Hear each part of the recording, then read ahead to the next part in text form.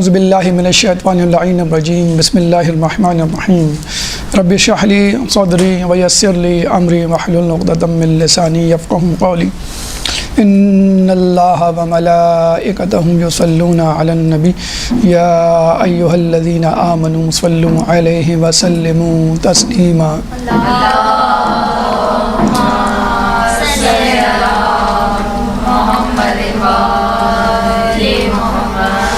اللہ تعالیٰ کے شکر گزار ہیں کہ اس نے ہمیں اشرف المخلوقات بنایا، اور اس کے بعد اس بات کا شکر کہ اس نے ہمیں مسلمان گھرانے میں پیدا کیا، اور پھر شکر اس نعمت کامل کا کہ جس کے ذریعے سے اس نے ہمیں نعمت ولایت علی سے متمسک کیا، اور پھر شکر اس بات کا کہ اس نے امسال پھر دوبارہ ہمیں فرش عزا پر بیٹھنے اور اس سے استفادہ حاصل کرنے کی توفیق عطا فرمائی۔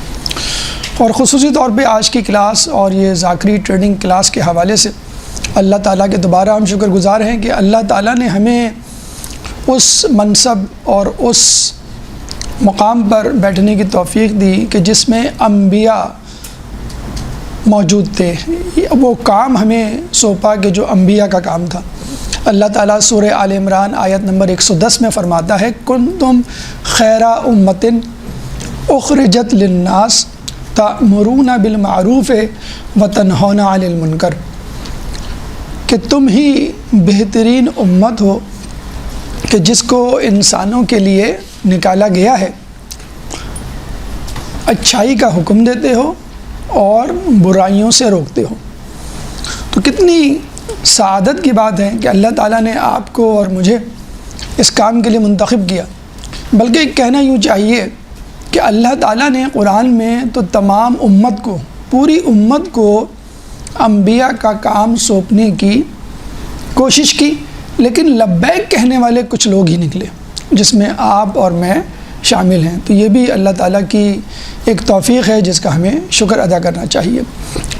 لیکن جیسا کہ آپ کو معلوم ہے کہ ہر کام کے آداب ہوتے ہیں، ہر کام کے اسرار و رموز ہوتے ہیں، کامیابی کے کچھ گر ہوتے ہیں کہ جن کو اپنا کر اس میں آپ کامیابی حاصل کر سکتے ہیں۔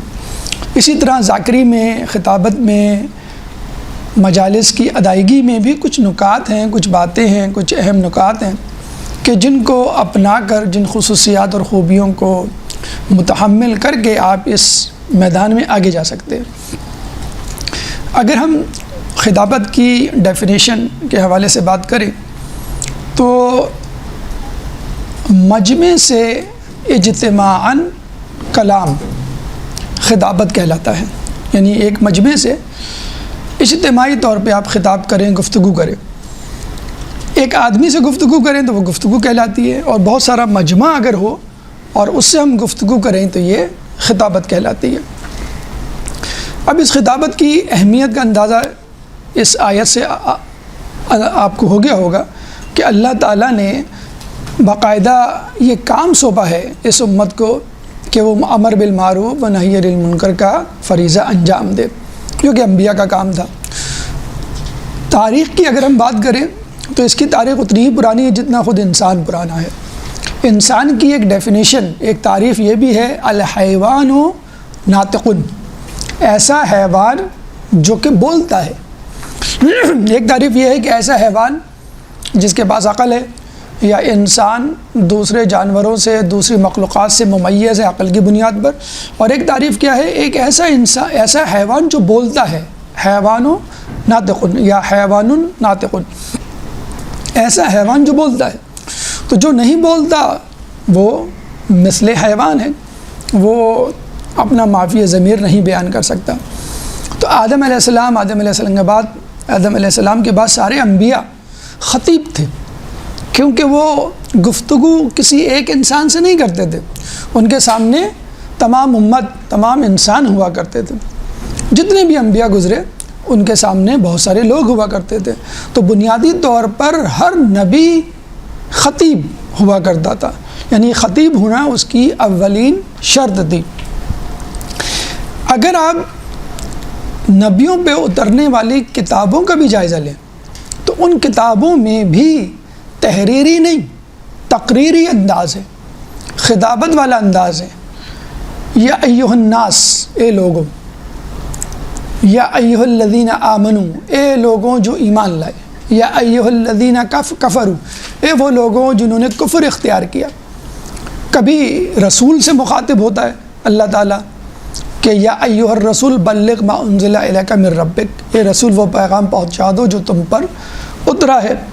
کبھی رسول سے مخاطب ہو کر لوگوں تک بات پہنچا رہا ہے، قل لا اسألکم علیہ اجرا الا المودۃ فی القربى، اے رسول کہہ دو ان لوگوں سے کہ میں اجر رسالت تم سے سوائے اس کے کچھ نہیں مانگتا کہ تم میرے قرابت داروں سے مودت کرو۔ کبھی خود انسان سے ڈائریکٹلی اللہ مخاطب ہے، قل هو اللہ احد، کہو کہ اللہ ایک ہے۔ حالانکہ وہ بات یہاں سے بھی شروع کر سکتا تھا، هو اللہ احد کہ وہ ایک ہے، نہیں، قل کہو کہ اللہ ایک ہے۔ انبیاء ہوں یا ان پر اترنے والی کتابیں ہوں، تمام کا انداز خطیبانہ ہے، یعنی ایک مقرر کسی سے مخاطب ہے۔ خدا اور انبیاء لوگوں سے مخاطب ہوتے تھے، تو یہ خطابت، یہ ذاکری بھی ایک طرح کا مذہبی فریضہ ہے جس کی تاریخ اس وقت سے شروع ہوئی جب انسان اس دنیا میں آیا، جب آدم علیہ السلام اس دنیا میں آئے۔ تو مذہب اور خطابت ساتھ ساتھ چلتی بھی آ رہی ہے، اور اگر ہم مذہب سے ہٹ کر اس کا اندازہ لگائیں تو پتہ چلے گا کہ اہل یونان سب سے پہلے اس طرف متوجہ ہوئے، اور ارسطو نے سب سے پہلے خطابت کے اصول و ضوابط مرتب کیے۔ اس کے بعد اہل روم، ان کی طرف یہ فن منتقل ہوا، اس کے بعد عرب، اور انہوں نے اس خطابت کو اتنا پروان چڑھایا کہ اپنے علاوہ تمام لوگوں کو انہوں نے عجمی کہنا شروع کر دیا کہ ہم عربی ہیں اور باقی لوگ عجمی ہیں، یعنی گونگے ہیں۔ اس کے بعد یہ فن چلتا ہوا بر صغیر پاک و ہند میں آیا، اردو بولنے والوں کے پاس، یہاں خوب پروان چڑھا، نثر نگاری بھی، تحریر بھی اور شاعری بھی۔ اب یہ رخ کر رہا ہے امریکہ یورپ کی طرف، اور انگلش بولنے والے اب اس خطابت کی خدمت میں مصروف ہوتے ہوئے نظر آ رہے ہیں۔ اگر ہم بات کریں تقریر کے حوالے سے، خطابت کے حوالے سے، ان کی اقسام کے حوالے سے، تو تقریر ایک ایسی گفتگو جو اجتماعاً کی جائے سیاسی معاشرتی حوالے سے،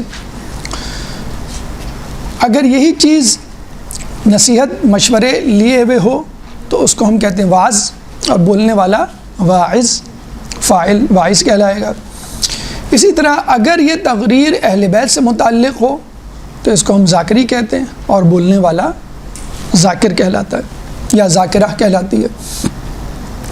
آج کا جو عنوان ہے وہ یہ کہ ایک مؤثر اور متوجہ کرنے والی مجلس کے اہم نکات یا اہم خوبیاں۔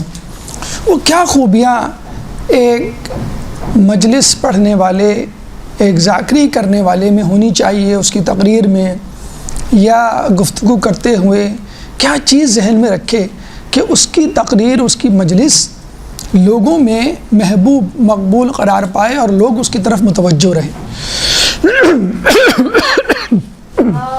اللہم صلی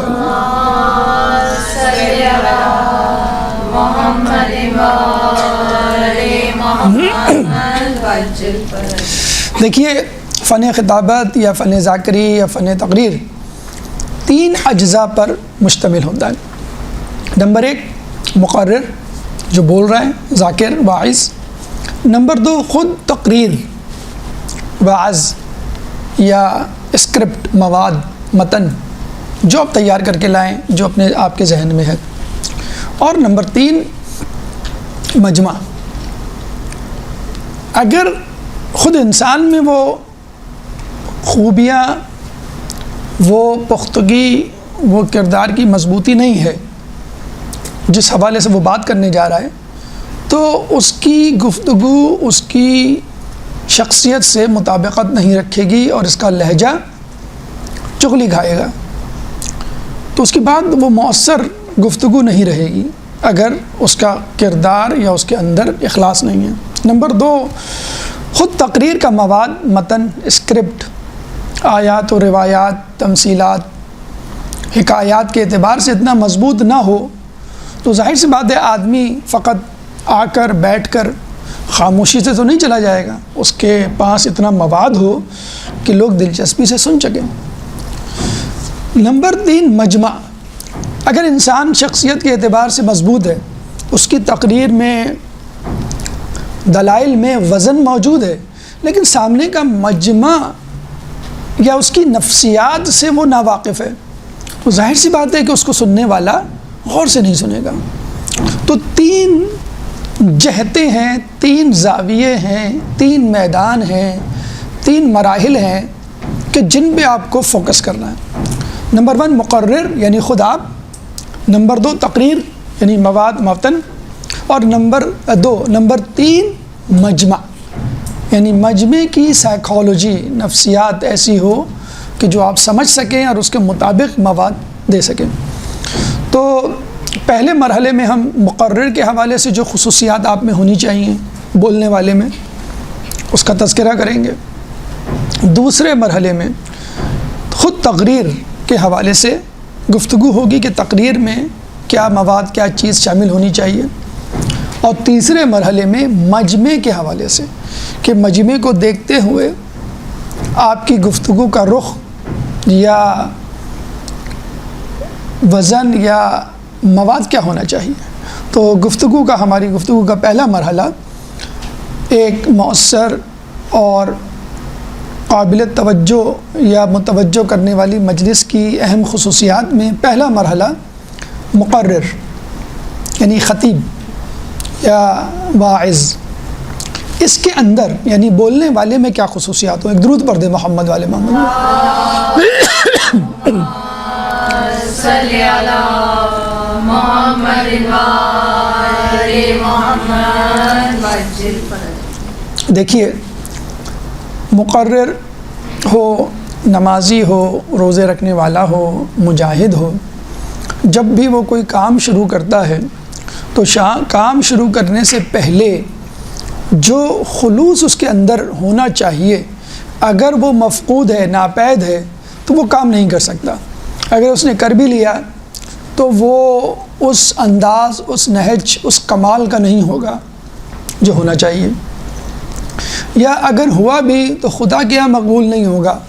جب خدا کے یہاں مقبول نہیں ہوگا تو فائدہ کیا اس کام کا۔ تو پہلی چیز جو ذہن میں رکھنی چاہیے بطور مقرر اپنی تقریر کو مضبوط اور متوجہ مؤثر بنانے کے لیے، وہ ہے اخلاص۔ اخلاص کی کیا تعریف ہے؟ قربتاً الی اللہ، کہ آپ جو کام کریں وہ خدا کے لیے کریں۔ اس کی اہمیت کا اندازہ اس بات سے لگا لیجئے کہ جیسے بدن کے لیے روح ہے، اسی طرح کام کے لیے اخلاص ہے۔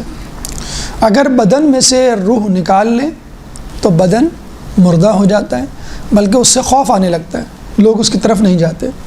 اسی طرح کسی بھی کام میں سے، چاہے وہ انفرادی ہو، اجتماعی ہو، عبادت ہو، معاملات ہو، خلوص نکال لیں، خود غرضی ڈال دیں، اپنا مفاد ڈال دیں، دنیاوی مفاد اس میں سمو دیں، تو اس میں وہ وزن نہیں رہے گا۔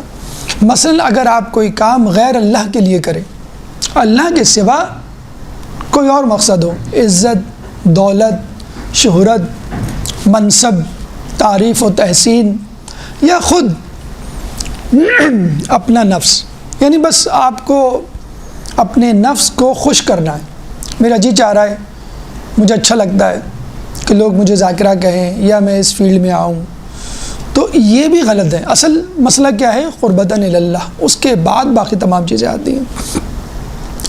اب یہ اخلاص کی کیا اہمیت ہے؟ صرف ذاکری نہیں، ویسے بھی دنیاوی اعتبار سے اگر ہم دیکھیں تو سید مہدی بحر العلوم، کہ جن کے بارے میں کہا جاتا ہے کہ جن کو دیکھ کے لوگوں کو شک ہوتا تھا، کیا کہیں یہی تو امام زمانہ عجل اللہ تعالیٰ فرجک نہ ہے؟ نہیں، اللہم صلی علی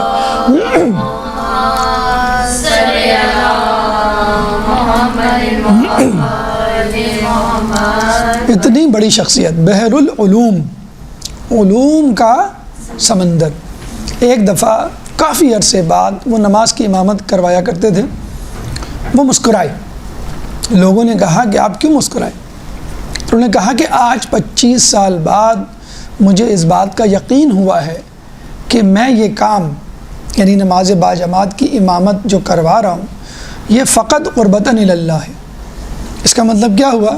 اس کا مطلب یہ ہوا کہ وہ مسلسل سوچتے رہتے تھے، نماز پڑھانے کے لیے بھی سوچتے رہتے تھے کہ کام اللہ کے لیے یا میری اپنی تعریف کے لیے، اور 25 سال بعد ان کو احساس ہوا۔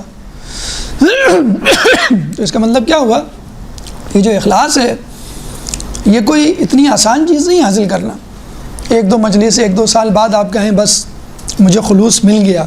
سید مہدی بحر العلوم جیسے شخص کو 25 سال بعد یقین آیا کہ مجھے جو ہے وہ اخلاص مل گیا۔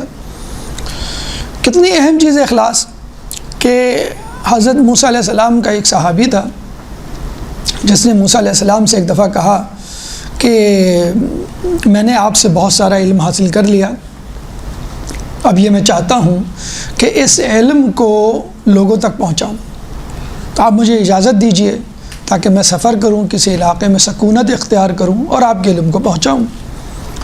آپ نے اجازت دی۔ کافی عرصے تک جب اس کی خبر نہیں آئی تو موسیٰ علیہ السلام نے اپنے ایک صحابی کو بھیجا کہ جاؤ اس شخص کی خبر لے کے آؤ جو میرے علم کو لوگوں تک پہنچانے کی اجازت لے کر گیا تھا۔ اب یہ صحابی جب گیا اس شخص کے محلے میں، اس کے گھر کے پاس، تو پتہ چلا کہ گھر کا دروازہ کھلا ہوا، گھر کے اندر کوئی بھی نہیں، اب باہر ایک بندر بندھا ہوا۔ اب یہ صحابی موسیٰ کے واپس آئے اور موسیٰ علیہ السلام سے کہا کہ اس کے گھر میں تو کوئی بھی نہیں، گھر ویران، اور گھر کے باہر ایک بندر، گھر کا دروازہ بھی کھلا ہوا، ویران جسے بیابان۔ اللہ سے جب توسل کیا، دعا کی موسیٰ علیہ السلام نے، کیا ماجرا ہے، وہ شخص کہاں گیا جو لوگوں کو علم دین پہنچانے کے لیے گیا تھا مجھ سے اجازت لے کر؟ تو اللہ نے کہا یہ وہی بندر تو ہے جو تم سے اجازت لے کر گیا تھا، لیکن اس نے اپنے علم دین کو دنیا کی منفعت کے لیے استعمال کرنا شروع کر دیا، تو ہم نے اس کو بندر کی شکل میں مسخ کر دیا۔ وہ تو اللہ نے رسول کی امت پر اس قسم کے عذابوں کو اٹھا لیا ہے، ورنہ نعوذ باللہ کتنے لوگ اب تک مسخ ہو چکے ہوتے۔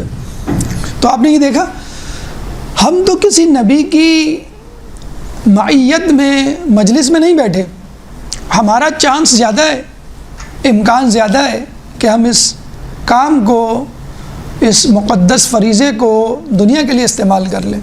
وہ موسیٰ کا صحابی تھا، موسیٰ کے ساتھ اٹھا بیٹھا، اور اس کے باوجود دنیا کے لیے اپنے آپ کو بیچ ڈالا۔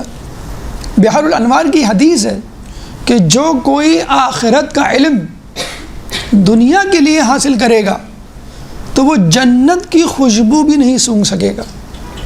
دیکھیں، جنت میں جانا دور کی بات، جنت سے دور ہونا دور کی بات، جنت کی خوشبو کے بارے میں کہا جاتا ہے جو کم از کم مقدار ہے، مسافت ہے یا ڈسٹنس ہے، وہ ہے 500 سال۔ جیسے ہم لوگ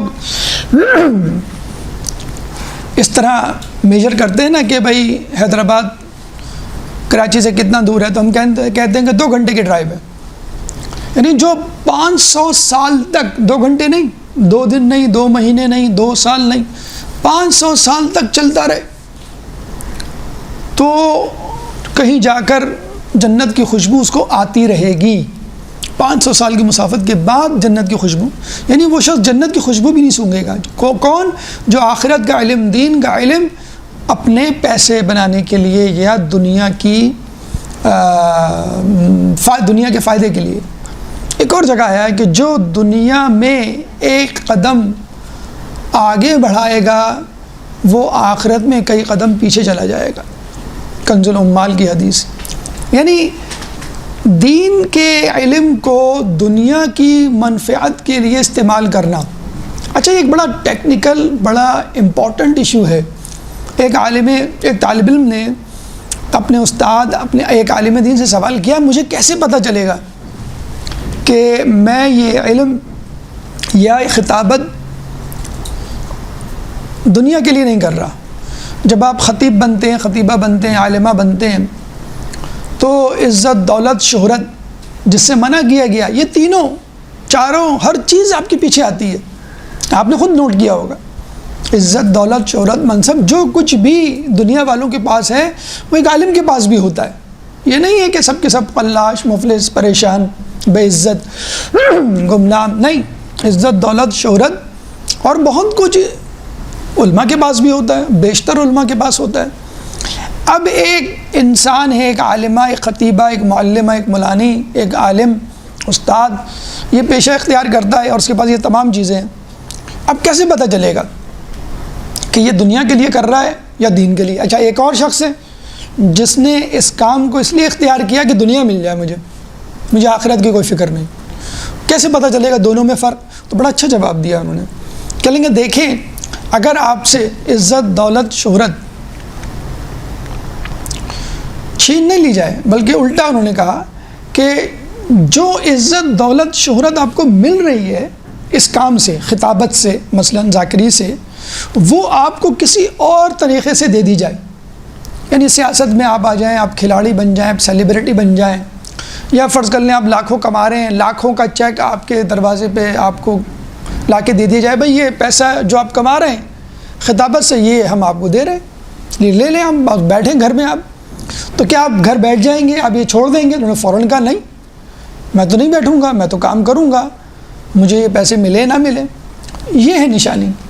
یعنی آپ ایک جگہ گئے, اس کی میں سمپلیفائڈ وے میں ڈیفینیشن کا, آپ ایک جگہ گئے, آپ کو لفافہ نہیں ملا, آپ نے کہا کوئی بات نہیں, میں تو خدا کی رضا کے لیے آیا تھا. ایک جگہ گئے, آپ کو عزت نہیں ملی, یعنی جس طرح وہ لوگوں کو بٹھا رہے ہیں, اٹھا رہے ہیں اور مہمان نوازی کر رہے ہیں, آپ کی نہیں کی, کوئی بات نہیں, میں پھر بھی جاری رکھوں گا. آپ کو وہ شہرت نہیں ملی, آپ کا درس اپلوڈ ہوا, اتنی ویورشپ نہیں ہے جتنی اور لوگوں کی تھی, آپ نے کہا کوئی بات نہیں, مجھے تو اللہ سے چاہیے. تو یہ چیزیں ذہن میں ابھی سے رکھ لیں. مولا کا قول ہے انظر الخروج قبل الدخول, کسی جگہ داخل ہونے سے پہلے خارج ہونے کا راستہ دیکھ لو. یعنی ابھی سے آپ یہ فیصلہ کر لیں کہ میں جو کچھ کرنے جا رہی ہوں اس کے عوض میں مجھے کیا ملے گا, عزت, دولت, شہرت, منصب, تعریف, یا کچھ نہیں, کوئی بات نہیں. اس لیے ایک زمانے میں کہا یہ جاتا تھا کہ علماء, خطباء, اساتذہ دین کے علم کے ساتھ ساتھ کوئی ہنر بھی سیکھ لیں, کیونکہ آدمی پہ جب برا وقت پڑتا ہے, غربت, فقر و فاقہ جب اس کے آشیانے میں بسیرا کرتے ہیں, تو آدمی وہی بیچتا ہے جو اس کے پاس ہوتا ہے.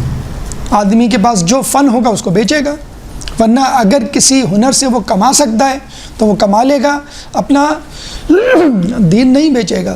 قاضی شرح کیا تھا, اس نے اپنا دین بیچا, امام حسین علیہ السلام کا فتویٰ جو ہے قتل کرنے کا نعوذ باللہ لگایا. اس طرح آج کل اور اس سے پہلے بھی لوگ موجود تھے. تو اخلاص سب سے اہم چیز, اخلاص اپنے اندر چیک کریں, پیدا کریں اور روزانہ چیک کریں. آپ کو سال گزر گیا ہو, 2 سال, 10 سال, سید مہدی بحر العلوم کی طرح اپنے اخلاص کا ٹیمپریچر روزانہ آپ کے سامنے ہونا چاہیے. نمبر 2, عمل. دیکھیے آپ کے اندر خلوص کتنا ہی ہو لیکن عمل کچھ نہیں ہے. عمل کیا ہے؟ اپنے اعضاء جوارح سے اپنے ذہن اور قلب میں موجود خیالات کی گواہی دینا, اپنے زبان پہ آنے والے کلمات کی گواہی دینا. آپ نماز شب کی فضیلت بیان کر رہی ہیں, نماز شب آپ خود نہیں پڑھتی. آپ غیبت کی ممانعت کر رہی ہیں, غیبت آپ خود کرتی ہیں, تو کوئی فائدہ نہیں. یعنی اس کی مثال بالکل ایسی ہے کہ انسان ایک ٹیپ ریکارڈ لگا دے اور وہ بولتا رہے, پھر آپ ٹیپ ریکارڈ سے بولیں یا موبائل سے کہیں کہ تم خود بھی اس پہ عمل کیوں نہیں کرتے, تو آپ کی مثال ایک جامد شخصیت جیسی ہو جائے گی. اللہ تعالیٰ سورہ صف آیت نمبر 2, سورہ صف قرآن کا 61واں سورہ ہے, چیپٹر 61 ورس نمبر 2, لما تقولون ما لا تفعلون, تم وہ بات کہتے کیوں ہو جس پہ خود عمل نہیں کرتے. رسول کے بارے میں ملتا ہے کہ جب ایک عورت آئی اپنے بچے کے لیے کہ یہ کھجور کھاتا ہے, تو آپ نے 3 دن کھجور کھانا بند کیا اور پھر اس کو منع کیا. تو لوگوں نے کہا آپ نے کھجور کھانا کیوں بند کیا, یہ بات آپ پہلے دن بتا دیتے. تو رسول نے کہا جو چیز میں خود کھا رہا ہوں اس کو کیسے منع کروں؟ تو لما تقولون ما لا تفعلون، تم وہ بات کہتے کیوں جس پہ خود عمل نہیں کرتے۔ اسی طرح سورہ اعراف آیت نمبر 176، سورہ اعراف قرآن کا 7واں سورہ ہے، چیپٹر 7 ورس نمبر 176۔ کون سی آیت نمبر بتائیے آپ نے سورہ صف کی؟ 2 نمبر 2۔ تو اللہ تعالیٰ سورہ اعراف میں کیا فرماتا ہے؟ اگر ہم چاہتے تو آخرت میں اس کا مقام بڑھا دیتے، لیکن وہ اپنے ہوائے نفس کا شکار ہو گیا۔ اب اس کی مثال اس کتے کی سی ہے جس کو دھتکار دو تو بھی زبان نکالے رکھے، اور جس سے نرمی برتو تو بھی زبان نکالے رکھے۔ یعنی جو عمل نہیں کرتا اس کے لیے کیا مثال ہے؟ کتے کی سی۔ اگر وہ چاہتا تو آخرت میں اپنا مقام بڑھا دیتا، اگر ہم چاہتے تو اس کا مقام آخرت میں بڑھا دیتے، لیکن وہ اپنے ہوائے نفس کا شکار ہو گیا۔ اب اس کی مثال اس کتے کی سی ہے جس کو دھتکار دو تو بھی زبان نکالے رکھے، اور نرمی کرو تو بھی زبان نکالے۔ کس کے متعلق مثال ہے؟ اس شخص سے متعلق مثال ہے جو موسیٰ علیہ السلام کا سب سے قابل شاگرد تھا، جس نے کہا کہ مجھے اجازت دیجیے ایک اور شاگرد کہ میں لوگوں کی اصلاح کروں۔ پھر وہ فلسطین گیا، وہاں پہ ایک بادشاہ کا وزیر بن گیا، اور پھر بادشاہ نے جب درم و دینار کی بوریاں کھولیں تو وہ دنیاوی منفعت کا شکار ہو گیا، اور پھر موسیٰ علیہ السلام کے خلاف ہو گیا۔ اور جب اس نے موسیٰ علیہ السلام کے لشکریوں کے خلاف بد دعا کی تو اللہ نے اس کی زبان باہر نکالی، جو باہر ہمیشہ کے لیے لٹکی رہ گئی، سینے تک اس کی زبان، جیسے داڑھی آدمی کی نہیں لٹکی ہوئی ہوتی ہے، اور عمر بھر اس کی زبان اسی طرح نکلی رہی۔ تو اس بلم باور کا تذکرہ اللہ تعالیٰ نے سورہ اعراف آیت نمبر 176 میں کیا۔ تو آپ نبی کے صحابی ہیں لیکن اخلاص نہیں، آپ نبی کے صحابی ہیں عمل نہیں، جو آپ کہہ رہے ہیں تو کیا فائدہ؟ اب آپ خود اندازہ لگا لیجئے، مثال میں دوں،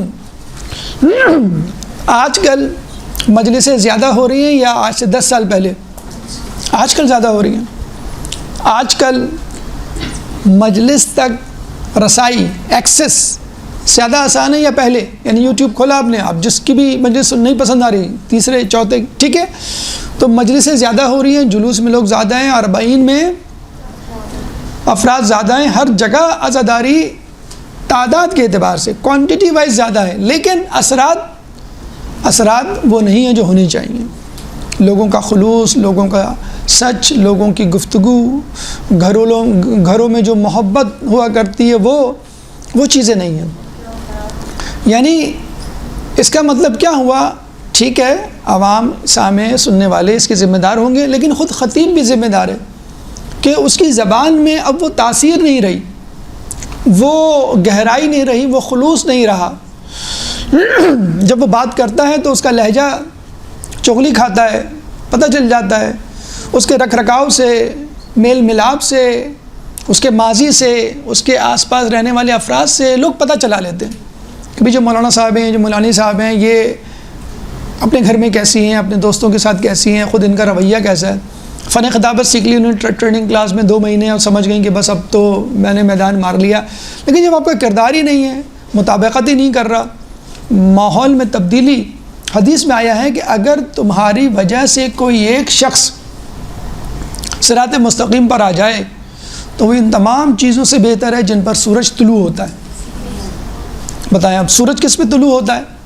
پوری کائنات پہ، پوری دنیا پر، پورے پاکستان پر، جو دولت دنیا میں موجود، کائنات میں موجود ہے، وہ سب آپ کی ہو جائے گی اگر ایک شخص۔ ہم کیا کرتے ہیں کہ بھائی کتنے لوگ تھے؟ 25 لوگ تھے، بس 25 لوگ تھے مجلس میں، بھائی ایک آدمی بھی راہ راست پر آ جائے۔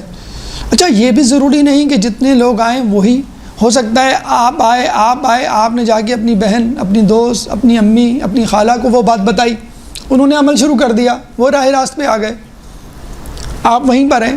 یہ بھی تو ہو سکتا ہے انڈائریکٹلی، لوگ کم ہیں کوئی بات نہیں، ہو سکتا فرشتے موجود ہوں، باقی جو خالی جگہ ہے۔ اگر تعداد ہی کا تو مسئلہ ہے، نعوذ باللہ، تو امام حسین ہار گئے، یزید جیت گیا۔ یزید کے ساتھ 30,000 کی فوج تھی، آپ کے ساتھ 300 لوگ تھے، 72 لوگ تھے۔ تو تعداد نہیں، لوگوں کا منقلب ہونا زیادہ اہمیت رکھتا ہے. تو مثال کیا ہے کہ لوگوں کی تعداد تو زیادہ ہو رہی ہے لیکن عمل نہیں ہو رہا. تو اس کا مطلب ہے کہ آپ کے کردار میں کوئی کمی ہے. دیکھیں نا, کچھ لوگ ہوتے ہیں جو آتے ہیں جس کے بارے میں کہا جاتا ہے نا, he came he so and he one. وہ آیا, اس نے دیکھا اور فتح کر لیا. کچھ شخصیات ایسی ہوتی ہیں, مجتہدین مراجعین کرام میں سے کوئی آئے یہاں بیٹھے اور 2-4 جملے گئے اور چلا جائے, وہ اس کی گفتگو, اس کا آنا کافی ہے آپ کے لیے. مجتہد, مراجع یا کوئی بھی نیک متقی پرہیزگار شخص, لیکن ایک مشہور و مقبول ہی کیوں نہ ہو, لیکن اس کی شخصیت, اس کا کردار, اس کی گفتگو آپس میں ٹکراتی ہے تو اس کا اثر نہیں ہوگا. میں آپ کو مثال دوں, آج کل ہم بہت زیادہ میڈیا پہ گفتگو کرتے ہیں, یوٹیوب ہے, انٹرنیٹ ہے. نو internet, know media, know Twitter, know what's app, know face book, know Instagram, know tick talk, nothing. Still 1.5 billion follower. Who is he? He is Muhammad sallallahu alayhi wa alihi wa sallam.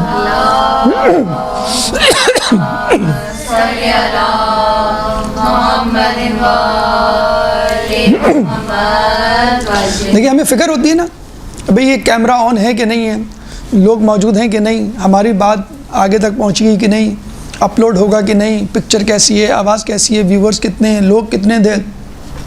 اور رسول کو ان میں سے کسی چیز کی کوئی پرواہ نہیں تھی. قربتاً الی اللہ کام کر رہے تھے. 1400 سال کے بعد بھی ان کی بات ہم تک پہنچ گئی بغیر کسی میڈیم کے, جو آج کل کا موجودہ میڈیا ہے. کیوں؟ سینہ بسینہ. کیوں؟ ان کے اخلاص کی وجہ سے. کیوں؟ ان کا کردار ان کی بات سے لگا کھاتا تھا, میچ کرتا تھا. تو اپنے کردار میں مضبوطی پیدا کیجئے, باعمل بنیے, جو کچھ کہیے اس پر پہلے سے عمل کر کے دکھائیے, ورنہ وہ بات نہیں کیجئے. لما تقولون ما لا تفعلون, ورنہ آپ کی بات میں کبھی بھی وزن نہیں پیدا ہوگا, بلکہ الٹا قیامت کے دن وہ بات آپ کے لیے قابل سزا بن جائے گی کہ تم وہ بات کیوں کرتے تھے. جہنم میں کچھ لوگ ایسے ہوں گے جن کو دیکھ کر جنتی کہیں گے, ارے آپ یہاں کیسے؟ یعنی جنتی جہنمیوں کو دیکھ کر کہیں گے کچھ کہ ارے آپ یہاں کیسے؟ آپ تو وہ تھے جو قائم میں آ کے ہمیں درس دیا کرتے تھے, آپ نے تو یہ حدیث سنائی تھی ہمیں, آپ یہاں کیسے؟ تو وہ بیچارہ کیا کہے گا کہ میں حدیث تو سناتا تھا, اچھی باتیں تو بتلاتا تھا, لیکن خود اس پہ عمل نہیں کرتا تھا. کتنی زیادہ شرمندگی کی بات ہوگی کہ انسان لوگوں کو تو جنت میں پہنچا دے اور خود جو ہے وہ جہنم کے لیے اپنے آپ کو تیار کرے. تو لما تقولون ما لا تفعلون, بلکہ کہا تو یہ بھی جاتا ہے کہ آپ 2 قدم آگے چلیں گے تو لوگ 2 قدم پیچھے ہوں گے. یعنی امام کو دیکھا ہے آپ نے, 2 قدم آگے کھڑا ہوتا ہے. آپ مستحبات پہ عمل کریں گے تو لوگ واجبات پہ عمل کریں گے. آپ واجبات پہ عمل کریں گے تو لوگ واجبات پہ کبھی عمل کریں گے, کبھی عمل نہیں کریں گے. آپ نوافل پڑھیں گے 5 وقتہ نماز کے, تو پھر لوگ 5 وقتہ نماز کی فرائض کی ادائیگی کی فکر کریں گے. اگر آپ نماز شب نہیں پڑھ رہے تو لوگ نماز فجر پہ اکتفا کریں گے. اگر آپ فقط نماز فجر پڑھ رہے ہیں تو شاید وہ نماز فجر کبھی پڑھیں کہ نہ پڑھیں.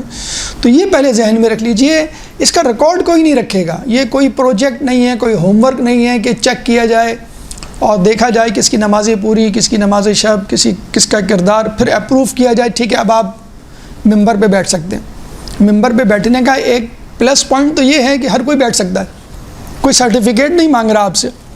خواتین کے لیے تو کوئی ایسا مسئلہ بھی نہیں ہے, مطلب مردوں کے لیے شاید مسئلہ ہو, معمم ہو, ابا قبا ہو تو لوگ پہچان لیتے ہیں, لیکن خواتین کے لیے آپ 15 سال بھی نجف میں رہ کے آ جائیں تو آپ کو اسی حجاب کے ساتھ جانا ہے جو کہ یہاں پر موجود خواتین ہیں, چاہے انہوں نے کوئی ٹریننگ کورس اختیار کیا ہو یا نہ کیا ہو. تو سرٹیفکیٹ یہ ایک اچھی ایک پلس پوائنٹ کہہ سکتے ہیں آپ. کوئی bound, you are not bound کہ بھئی ہمیں اتنے سال یہاں پہ گزارنے پھر آنا ہے, آپ ویسے بھی آ سکتے ہیں. لیکن یہ ایک نگیٹو پوائنٹ بھی ہے کہ اس میں پھر بلیک شیپ, کالی بھیڑیں, وہ لوگ جو دنیا پرست ہوتے ہیں, جو کم ماہر ہوتے ہیں, کم علم والے ہوتے ہیں, جو پری میچور ہوتے ہیں, جن کو نہیں آنا چاہیے, وہ بھی جسے کہتے ہیں کود پڑتے ہیں. تو جب تک آپ کا کردار مضبوط نہیں ہو جاتا, جب تک آپ کا علم مستحکم نہیں ہو جاتا, جب تک لوگ, جسے کہا جاتا ہے نا کہ لوگ پکڑ کر آپ کو نہ بٹھائیں, بھئی آپ بیٹھیں، آپ ہمیں بتائیں آپ اس قابل ہیں. بس امام صاحب یہاں پہ جو استاد ہیں آج کل طبیعت ان کی ذرا ناساز ہے، ان کے لیے ایک طبیعت کی بحالی کے لیے ایک درود پڑھ دیں بآواز بلند. اللہم صلی علی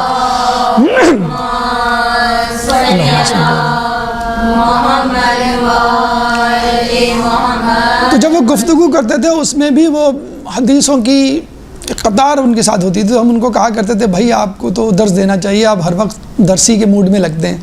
تو ہم نے پکڑ کے، ہم لوگوں نے دوستوں نے پکڑ کے ان کو کرسی پہ بٹھایا، نہیں بھی آپ پڑھا کریں، آپ درس دیا کریں، آپ ہیں اس قابل.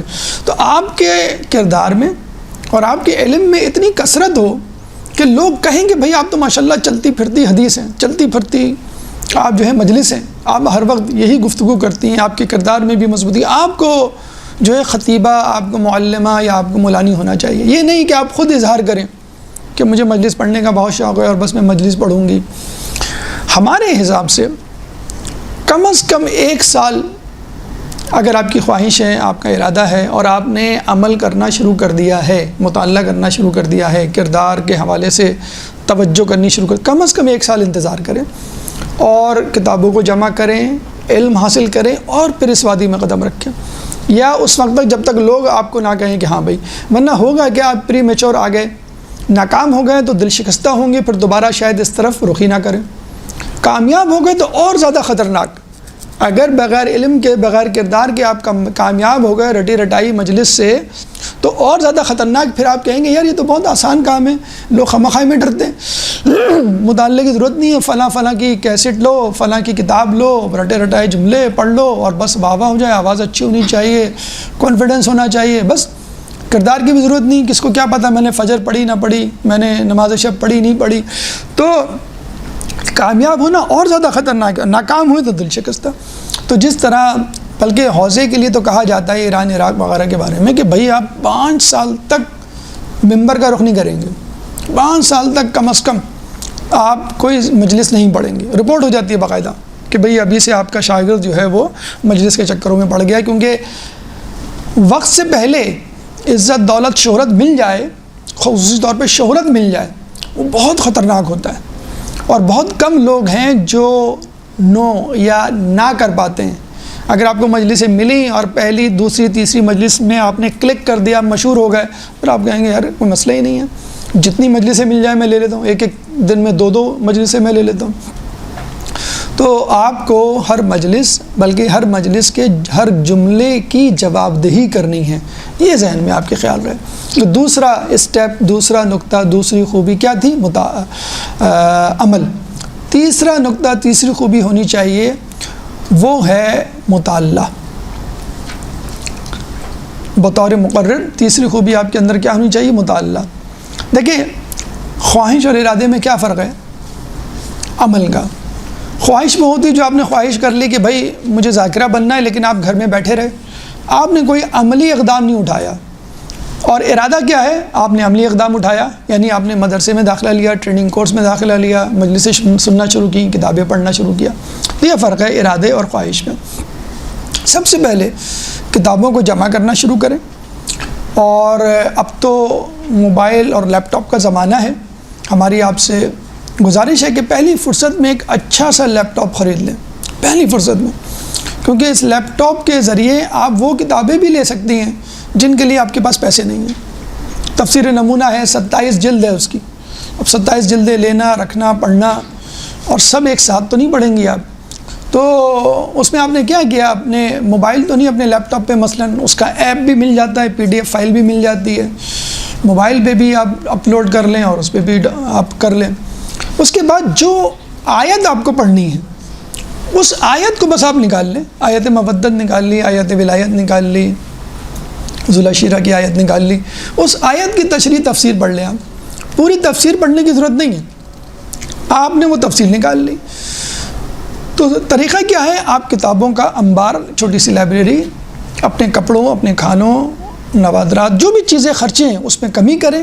اور آپ کا جو اصل سرمایہ ہے، ایک عالم کا سرمایہ کیا ہوتا ہے؟ اس کی کتابیں. ایک بزنس مین کا سرمایہ کیا ہے؟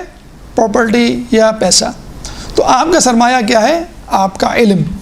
وہ فزیکل یا ہارڈ کاپی یا کتابوں کی صورت میں آپ جمع کریں، شیلف بنا لیں، ایک کمرہ مختص کر لیں، ایک کارنر مختص کر لیں کہ یہ تفسیر، یہ حدیث، یہ حکایات، یہ تاریخ کی کتابیں، یہ سیرت کی کتابیں.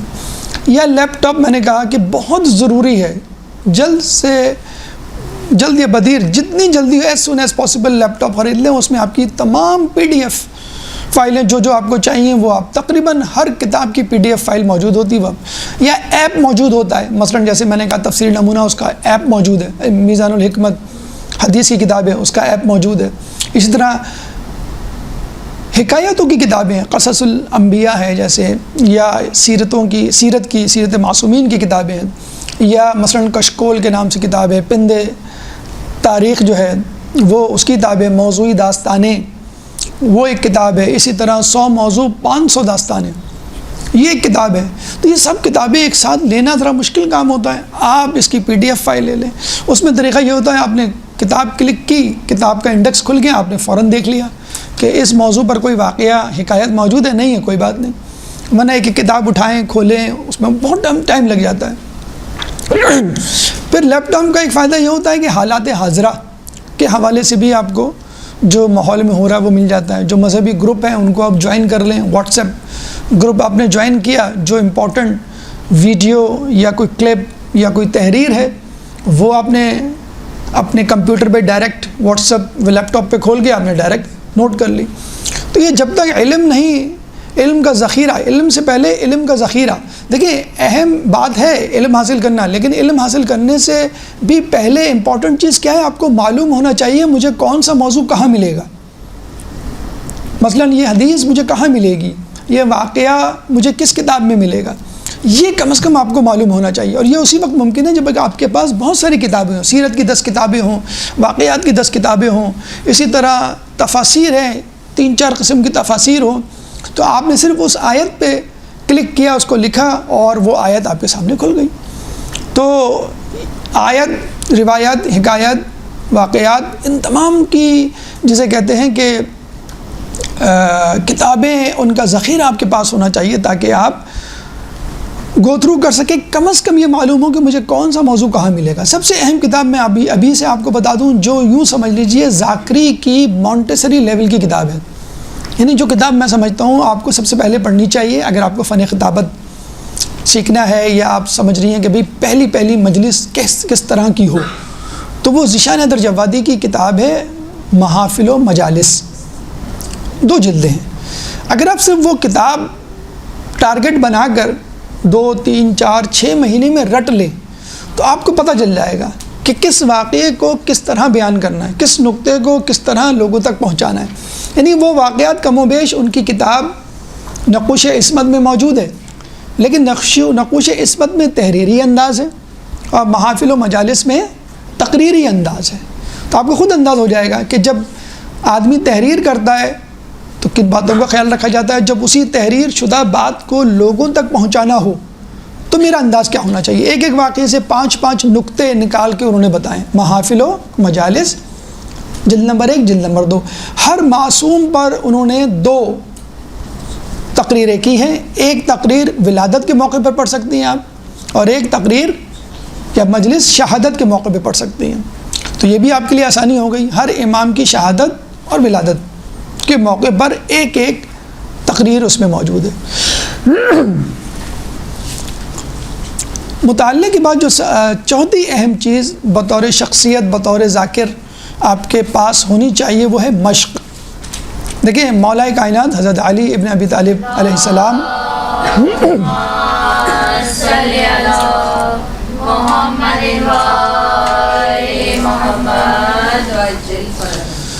کا قول ہے کہ محرومی کی ایک وجہ سستی بھی ہے. دیکھیں آپ نے اخلاص ٹھیک کر لیا. اخلاص تو دل میں موجود نیت کا نام ہے نا، اس میں تو ٹائم نہیں لگے گا آپ کو. نمبر 2 کردار، اس میں ٹائم لگے گا، اس میں تھوڑا سا وقت درکار ہوگا کہ آپ کا تقوی ذرا بلند ہو. کیونکہ آپ کا تقوی اصولاً ان تمام لوگوں سے زیادہ ہونا چاہیے جو فرش عذاب پہ بیٹھے. بھئی آپ امام ہیں، امام کا مطلب ہے لیڈر ہیں، آپ گارجین ہیں، آپ استاد ہیں، آپ عالم عالمہ ہیں. تو آپ کا تقوی، آپ کا علم ان تمام لوگوں سے بہتر ہونا چاہیے جو آپ کے سامنے بیٹھے ہوئے. تو خلوص بھی زیادہ ہو، اس کے بعد عمل بھی زیادہ ہو، اس کے بعد مطالعہ بھی زیادہ ہو، اور پھر مشق. دیکھیے ایک مرتبہ مطالعہ کر کے تو آپ کلک کر سکتے ہیں، مشہور ہو سکتے ہیں. ضروری نہیں کہ دوسری مجلس بھی آپ کی اچھی جائے، ضروری نہیں کہ دوسرے سال آپ اچھی مجلس پڑھیں. یہ کیسے ہوگا ممکن؟ جب آپ مشق کریں گے، مسلسل تمرین، پریکٹس ہم جسے کہتے ہیں. پریکٹس کیسے کرنی ہے آپ کو؟ گھر میں اکیلے بیٹھ کے کریں پہلے پریکٹس، خود دہرائیں، پھر گھر والوں کے سامنے دہرائیں.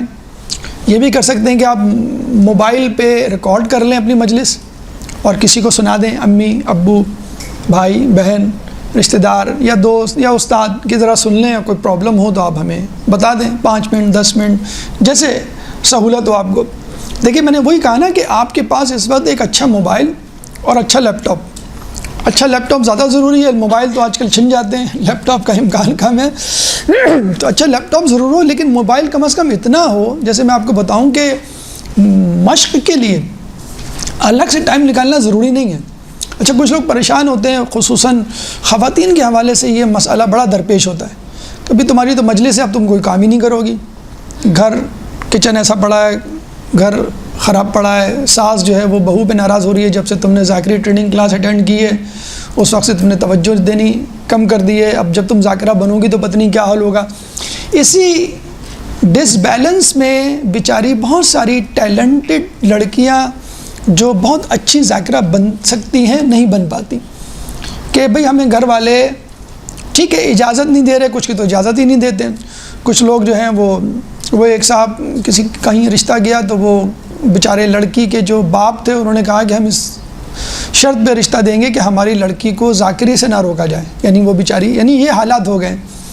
تو لڑکے والوں نے کہا نہیں، یہ شرط تو ہماری طرف سے کہ آپ کی لڑکی ذاکری جاری رکھے گی. تو یہ بھی بڑی بات ہے، مطلب ورنہ بہت سے بیچارے پردے حجاب سے بھی محروم ہو جاتے ہیں، کچھ لوگ جو ہیں وہ ذاکری سے محروم ہو جاتے ہیں. تو میں آپ کو ایک طریقہ بتاتا ہوں کہ خود اپنے گھر میں خصوصاً جو شادی شدہ ہیں جو جاتی ہیں اور ان کو تو نہیں پتہ بھئی ان کو ایک دم سے شوق چڑھ جائے گا شادی کے بعد ذاکری کا، تو وہ بیچارے گھر والے پریشان ہو جاتے ہیں. اس چیز سے بالکل نہ گھبرائیں کہ گھر میں کام ہے تو میں ذاکری کی پریکٹس مطالعہ مشق کب کروں، یا کسی نے کہہ دیا امی نے میرے ساتھ چلو مجلس میں شاپنگ پہ یا کسی جگہ جانا پڑ گیا یا کوئی آ گیا. تو اب بہت ساری چیزیں ایسی ہوتی ہیں جو آپ کے مطالعہ مشق میں رکاوٹ ہوتی ہیں. دیکھیں مطالعے کی تو ہم کہہ سکتے ہیں کہ اس میں رکاوٹ ہوتی ہے، لیکن مشق کے لیے رکاوٹ نہیں ہوتا. اگر آپ غور کریں کہ آپ کوئی مجلس سننا ہے آپ کو اپنے موضوع کے اعتبار سے، آپ نے کچن میں رکھ دیا، آپ کھانا پکائیں، کوئی ایسا ایشو نہیں ہے. کپڑے دھوئیں، آپ گھر کی صفائی کریں، آپ کو امی کے ساتھ جانا ہے، آپ نے جو ہے وہ ایئر فون لگا لیا، اس میں آپ سن رہی ہیں.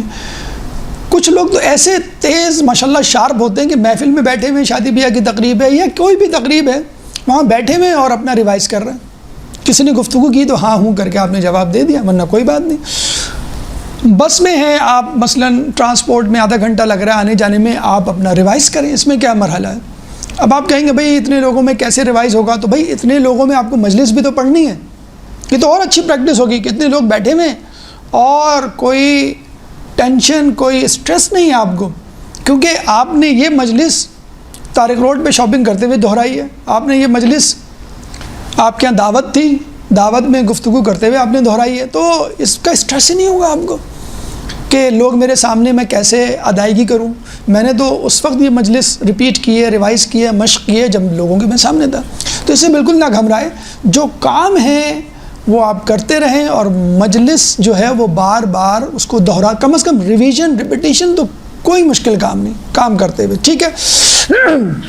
اچھا 2 چیزیں آپ کی پیدا ہوں گی اس مشق. بعض لوگ تکرار سے ریپیٹیشن سے اکتا جاتے ہیں، لوگ کہتے ہیں بھائی کتنا تکرار کریں، کتنا ریوائز کریں. نہیں، کوئی بات نہیں. مجلس کو یاد نہیں کرنا ہے، مجلس کو اچھی طرح ڈیلیور کرنا ہے. اور ڈیلیور اس وقت ہوگا جب آپ کو اپنے نام کی طرح، اپنے فون نمبر کی طرح، اپنے ایڈریس کی طرح، اپنے ای میل ایڈریس کی طرح وہ مجلس یاد ہو، کہ جیسے جو جس طرح جہاں سے پوچھے آپ فوراً اس کو کہہ دیں. کیونکہ اگر مجلس کچی پکی یاد ہوگی تو آپ ہواؤں میں گھورتے ہوئے، خلاؤں میں گھورتے ہوئے آپ ان الفاظوں کو ادا کریں گے، تو وہ فیشل ایکسپریشن، باڈی لینگویج، وہ کانفیڈنس آپ کے سامنے، لوگوں کے سامنے ظاہر نہیں ہوگا آپ کی شخصیت سے۔ اگر مکمل ازبر ہوگی تو پھر آپ نیکسٹ اسٹیپ یعنی ڈیلیور، باڈی لینگویج یا ادائیگی کی طرف آئیں گے، پریزنٹیشن جسے ہم کہتے ہیں۔ تو یہ چیز یعنی مشق کیا چیز آپ کو دے گی، کیا اس کا نتیجہ نکلے گا؟ نمبر 1، حافظہ آپ کا تیز ہوگا، یعنی آپ نے ایک آیت 10 مرتبہ پڑھی، آپ نے حدیث 10 مرتبہ پڑھ لی، 10 مرتبہ ریوائز کر لی، تو آپ فوراً بغیر اٹکے ہوئے، خصوصی طور پہ آیت اور حوالہ یہ عموماً بھول جاتا ہے یا شعر بھول جاتا ہے آدمی۔ نمبر 2، سلاست یعنی روانی، فلو۔ دیکھیں ایک مبتدی جو ہوتا ہے نا، بگنر، وہ اٹکتا بہت ہے، اٹکتے میں جب وہ ہکلائے گا تو لوگ پہلے سے ہی ہنسنا شروع کر دیتے ہیں، پہلے سے ہی ایک دوسرے کے کان میں کھانا پھوسی شروع کر دیتے ہیں، تو وہ یہ دیکھ کر ماحول اور پریشان ہو جاتا ہے کہ میں بھول رہا ہوں، میں اٹک رہا ہوں، مجھے یاد نہیں آ رہا، اور لوگ مجھے دیکھ کے کوئی ویسی بات بھی کر رہا ہو تو وہ آدمی یہ سمجھتا ہے کہ یہ مجھ پہ ہنس رہے ہیں یا میرے بارے میں بات کر رہے ہیں، تو یہ بھی ایک ٹینشن والی بات ہوتی ہے۔ تو یہ اس وقت ہوگا کہ جب آپ کو پورا مواد یاد ہوگا۔ اچھا، پورا مواد یاد ہونے کا ایک فائدہ یہ بھی ہوتا ہے، آپ ایک چیز بھول گئے کوئی بات نہیں، آپ نے اگلی چیز بیان کر دی، دوسری تقریر بیان کر دی۔ ایک جگہ ہم گئے تو وہاں پہ مجمع بالکل مختلف تھا، یعنی بہت زیادہ خواص یا تعلیم یافتہ پڑھا لکھا طبقہ نہیں تھا، تو ہم جیسے آ کے بیٹھے تو ہم نے کہا یہ جو ہم مجلس تیار کر کے لائے ہیں وہ تو ذرا فلسفیانہ، منطقی، لاجیکل، علمی ہے، اور یہ مجمع تو مجھے نہیں لگ رہا۔ تو وہاں ہم نے بیٹھے بیٹھے جو 2 دن پہلے کی مجلس کہیں اور پڑھی تھی وہ اپنے ذہن میں لائے، اور پھر وہ پوری مجلس پڑھی، یعنی جو مجلس سوچ کے گئے تھے، ہم حیدرآباد گئے تھے، جو مجلس ہم سوچ کے گئے تھے وہ نہیں پڑھی، 2 دن پہلے جو کہیں پڑھی تھی، کیونکہ وہ مجمع ایسا نظر نہیں آ رہا تھا۔ بعض اوقات آپ کو اندازہ ہو جاتا ہے کہ جو میں گفتگو کر رہا ہوں لوگوں کو سمجھ نہیں آ رہا یا نہیں آئے گا، پہلے سے آپ کو اندازہ ہو جاتا ہے، تو ہمیں اندازہ ہو گیا تھا۔ تو وہ اسی وقت ہم نے پوری مجلس یعنی بالکل کراس کہ یہ نہیں، ہمیں اب یہ مجلس، وہ 2 دن 3 دن پہلے کی مجلس، وہ یہ حافظہ ہے نا، پریکٹس، جتنی زیادہ پریکٹس ہوگی حافظہ اتنا اچھا ہوگا اور آپ کو گفتگو سنبھالنے میں آسانی رہے گی۔ تو سلاست اور روانی، ان سلاست اور حافظہ۔ اچھا، الفاظ کے لیے اگر تقریر کے الفاظ کے ذخیرے کے لیے اگر آپ کو کتاب چاہیے، یہ ذاکری کی کتاب نہیں ہے، فقط فن خطابت کی کتاب ہے، شورش کاشمیری کی۔ اگر آپ انٹرنیٹ سے چاہیں تو ڈاؤن لوڈ کر لیں، اتنے الفاظ ہیں تقریر کے حوالے سے، آپ اس کو ازبر کر لیں گے تو بڑے آرام سے کوئی بھی مجلس، یعنی کسی بھی مجلس میں، تقریر میں وہ الفاظ فٹ ہو سکتے ہیں۔ ادبیات کی سمجھ لیں کتاب ہے، ایک نیوٹرل کتاب ہے، یعنی فن خطابت کے حوالے سے۔ شورش کاشمیری خود بہت بڑے خطیب تھے تحریک پاکستان کے، شورش کاشمیری، شور کے آگے شین لگا دیں، شورش کاشمیری۔ یہ پی ڈی ایف فائل ہے، آپ کو میں نے بتایا بھی کہ لیپ ٹاپ ہوگا تو بڑے آرام سے آپ لکھ دیں فن خطابت از شورش کاشمیری، تو کتاب آ جائے گی، ڈاؤن لوڈ کر لیں آپ، ٹھیک ہے۔ تو سلاست یعنی روانی اور حافظہ، یہ دونوں چیزیں آپ کو ملیں گی۔ یہ 4 نکات تھے، کس حوالے سے؟ خود مقرر کے حوالے سے۔ اب آئیے خود تقریر میں کتنا وزن ہو، کیا خوبیاں ہوں، کیا صفات ہوں جس کی وجہ سے لوگ آپ کی طرف متوجہ ہوں اور آپ کی تقریر مؤثر بن سکے۔ ایک درود پڑھ دے محمد والے محمد پہ۔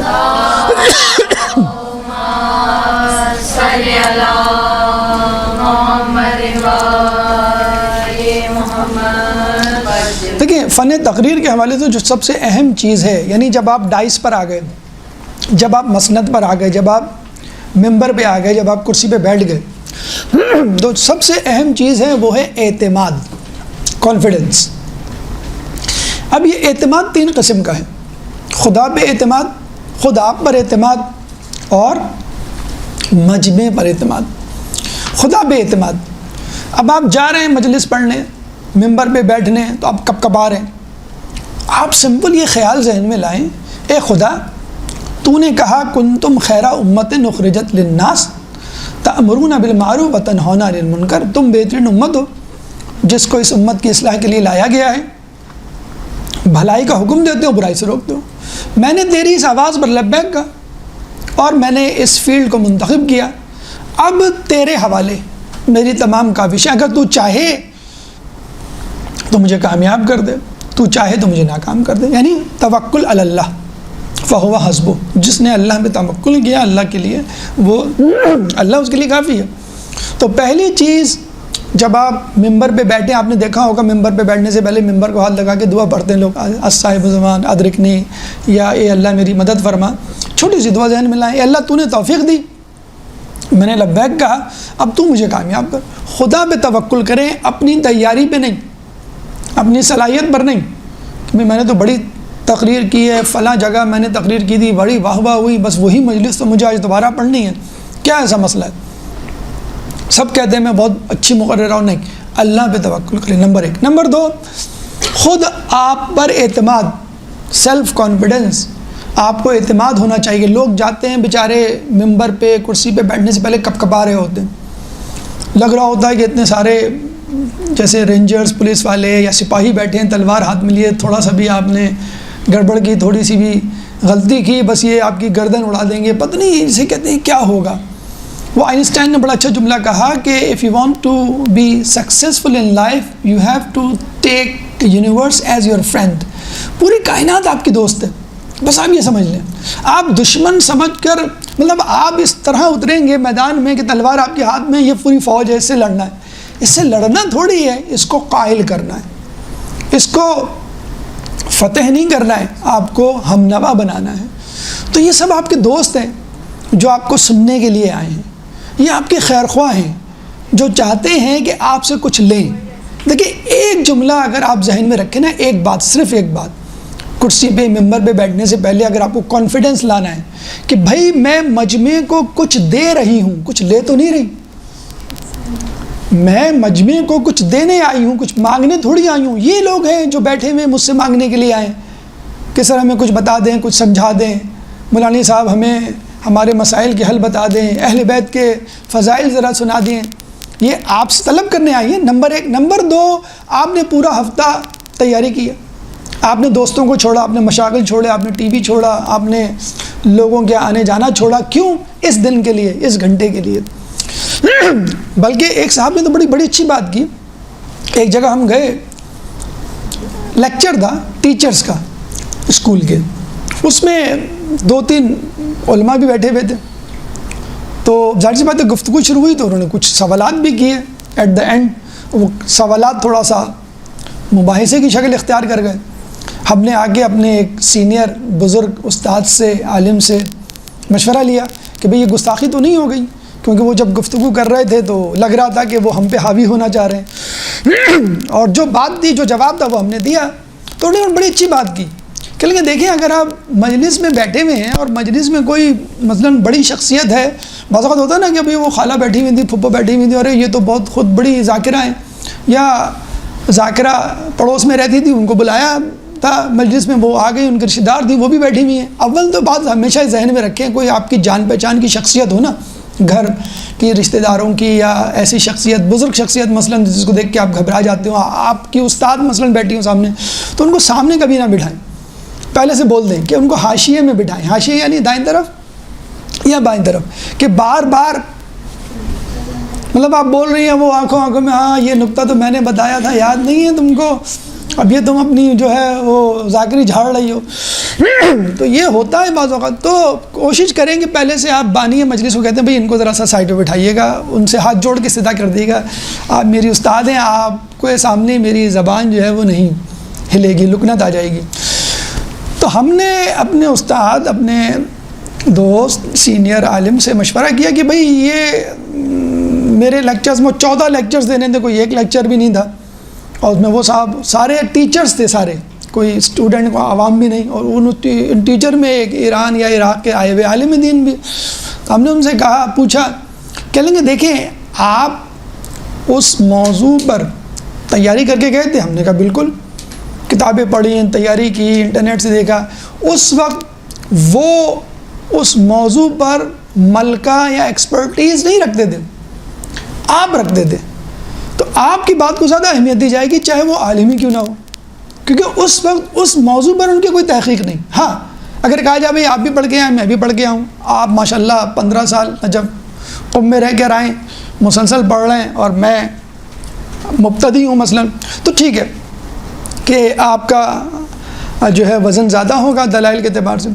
تو اگر آپ کرسی ممبر پہ بیٹھیے اور سامنے کوئی ایسی شخصیت ہے جو سینئر معلمہ, سینئر جسے کہتے ہیں عالمہ, تو آپ پریشان مت ہوں, کیونکہ جس موضوع پہ آپ نے گفتگو کی ہے, تیاری کی ہے, اس پر آپ فی الحال آن دا اسپاٹ ان سے زیادہ سپیریئر. ہم اپنے کالج کے زمانے میں جب راؤنڈ کرتے تھے تو ہمارے ساتھ پروفیسر بھی ہوتا تھا, اسسٹنٹ پروفیسر, اس کے بعد RMO, پھر اس کے بعد وہ جو اسپیشلائز کا ایگزام دے رہے ہوتے تھے, تو ہم نوٹ کرتے تھے بہت سارے سوالات خود پروفیسر ان کے جوابات نہیں دے پاتا تھا. جو اسپیشلائزیشن ایگزام کی تیاری کر رہے ہوتے تھے, جن کا ایگزام 2 مہینے بعد 1 مہینے بعد ہوتا تھا, وہ بہت ایکسپرٹ تھے. تو ہم نے اس کی وجہ پوچھی, اس کی کیا وجہ ہے کہ MRCP انگلینڈ کا تعلیمی یافتہ شخص, اس کو نہیں معلوم اتنا, اس کو معلوم ہے جس کا ایگزام 1 ہفتے بعد 1 مہینے بعد. کہا میں جو ایگزام دے رہے ہیں نا وہ ہر چیز پڑھ کے جاتا ہے کہ پتہ نہیں کیا پوچھ لیا جائے. مثلا فیور ہے, اس کے کاز 25 کازز ہیں فیور کے, تو کوئی بھی کاز پوچھا جا سکتا ہے. لیکن جو پروفیسر ہوگا اس کو وہی وجہ پتہ ہوگی جو کامن ہوگی اس معاشرے میں. اس کو 25 کاز نہیں معلوم ہوں گے وجوہات, اس کو 10 یا 5 یا 15 معلوم ہوں گے. تو اسی لیے جو تیاری آپ کر کے گئے وہ تیاری اس کی نہیں ہے فی الحال. تو اس میں گھبرانے کی بات نہیں ہے, آپ گھمنڈ کرنے کی بات بھی نہیں ہے کہ آپ باہر نکلے گئے دیکھا کیسی مجلس پڑھی, آپ تو 10 سال ہو گئے آپ کو اور آپ ابھی تک وہیں پر ہیں. نعوذ باللہ, یہ کہنے کا مقصد نہیں ہے. مطلب کہنے کا مقصد یہ ہے کہ آپ کو اگر تواضع انکساری اختیار کرنی ہے تو اس کے بھی مواقع ہوتے ہیں. اگر آپ جاتے ہی کہتے ہیں دیکھیں میں اس قابل تو نہیں ہوں لیکن کیا کروں, وہ امی جان کہتی ہیں تمہیں خطیبہ بننا ہے تو امی نے مجھے یہاں بٹھا دیا ہے, اب کوئی غلطی ہو تو معاف کر دیے گا. او بھائی آپ پلیز لیو دا ممبر, آپ ممبر کے قابل نہیں ہیں. امی نے کہا آپ بیٹھ گئیں, آپ میں خود کانفیڈنس نہیں ہے, آپ میں ایکسپرٹیز نہیں ہے. کوئی غلطی ہو, ارے بھائی غلطی کیوں ہو, آپ نے تیاری کیوں نہیں کی. آپ ابھی سے بتا رہی ہیں کہ میں غلطی ہو, کہ کوئی حاکم مسلمانوں میں کسی جگہ گزرا ہے نا کہ اگر شیطان مجھے بہکا دے تو تم مجھے سیدھی راہ پہ لے آنا. ارے بھائی do the hell with you, کیوں آیا آپ اس مقام پر, اس مسند پر, اس حکمرانی پر, اقتدار پر, جب آپ اس قابل ہی نہیں ہیں, جب آپ کو یقین ہے کہ شیطان مجھے بہکا سکتا ہے. تو جب آپ بیٹھ گئے, ٹھیک ہے میں یہ نہیں کہہ رہا کہ غلطی نہیں ہو سکتی ہے, لیکن آپ بار بار کہیں بھئی میرا تو یہ خیال ہے, باقی آپ کی مرضی, اگر صحیح نہیں ہے تو میں کیا کر سکتا ہوں, مجھے جو سمجھ میں آیا وہی میں آپ کو بتا رہا ہوں. اب اس طرح کا انداز بیاں ہوگا, لوگ کہیں گے ان کو تو پتہ ہی نہیں ہے کچھ, کچا پکا نیم حکیم خطرہ جان اور نیم ملا خطرہ ایمان, تو ان سے جان چھڑاؤ. ایک پروگرام تھا ٹی وی کا, تو ہمیں کسی لقب سے پکار لیا انہوں نے, ایک اچھا سا لقب شستہ مولانا فلاں فلاں کر کے نا, تو ہم نے اسی وقت کہہ دیا نہیں بھائی میں اس قابل نہیں ہوں. آپ نے خامخواہی میں کہا میں تو طالب علم ہوں. پروگرام کے فوراً بعد انہوں نے ہماری کلاس لے لی, وہ بھی ہمارے اتفاق سے سینئر دوست ہیں. انہوں نے کہا یہ آپ نے کیوں کہا, اس میں کیا قباحت ہے, اگر ہم کسی عالم دین کو, کسی مولانا کو اس لقب سے اگر پکار لیں تو اس طرح آپ کو نہیں کہنا چاہیے. اس طرح تو آپ نے خود اپنی شخصیت کی نفی کر دی. نہیں میں اس قابل نہیں ہوں. نجی محفل میں, گھر میں ویسے اگر آپ کی تعریف کی جائے, آپ کہتے ہیں نہیں بھائی میں اس قابل نہیں ہوں, آپ زیادہ تعریف نہ کریں. لیکن جب آپ کرسی پہ بیٹھتے ہیں, ممبر پہ آتے ہیں, لوگ آپ کو آتھینٹک سمجھتے ہیں, لوگ آپ کو ایک عالم سمجھ رہے ہیں, لوگ آپ کو استاد سمجھ رہے ہیں, لوگ آپ کو رہنما سمجھ رہے ہیں. ایک ڈاکٹر ہے پرسکرپشن لکھ رہا ہے اور یہ کہہ رہا ہے کہ دیکھیں بھائی اب یہ دوا کام کرے نہ کرے مجھے نہیں معلوم, میں نے اپنے طرف سے تو لکھ دی ہے, میں کوئی بہت بڑا ڈاکٹر نہیں ہوں, بس جتنا آتا ہے اتنا میں نے لکھ دیا, باقی آپ کی مرضی یہ لیں. اب آپ بتائیں, کہیں گے بھائی آپ کو نہیں آتا تو یہاں بیٹھے کیوں ہیں, آپ نے فیس کیوں لی, آدھی فیس لیں کم از کم اگر آپ کو آدھا آتا ہے. تو یہ بالکل یہی بات ہے کہ آپ اتنی دیکھیں تواضع کثر نفسی کی بھی ایک, مولا علی ایک درود پڑھ دیں, اللہم صلی علی